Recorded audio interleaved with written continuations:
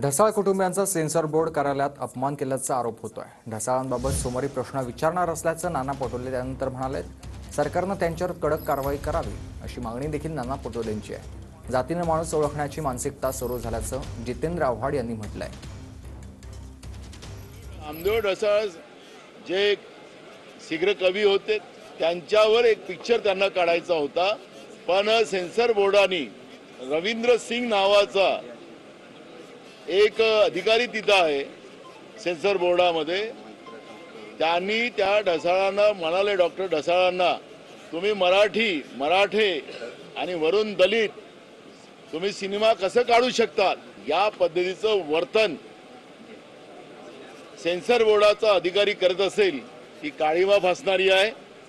सोमवारी आम्ही विधानसभेत हा मुद्दा उपस्थित करू आणि सरकारला सांगू की अशा अधिकाऱ्याची मुस्कटदाबी करा। यांना कानफडात मारल्याशिवाय सुधारणार नाही। आज त्यांच्या घरच्यांना विचारलं की तुम्ही एक तर मराठी आणि त्यातनं दलित, मग कोण ओळखणार नामदेव ढसाळला? म्हणजे आता जातीने माणसं ओळखण्याची परंपरा सुरू झाली आहे। हे आम्ही म्हटलं की लोकांना राग येतो।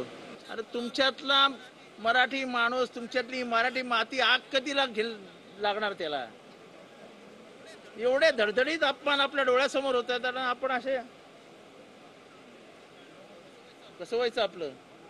हा रवींद्र सिंगला उद्या भीती वाटली पाहिजे ऑफिसला जाताना की आपलं कानफड फुटणार आहे म्हणून। तो मी विचारू कशा शकतो की तुम्ही दलित आणि तुम्हाला कोण ओळखतं?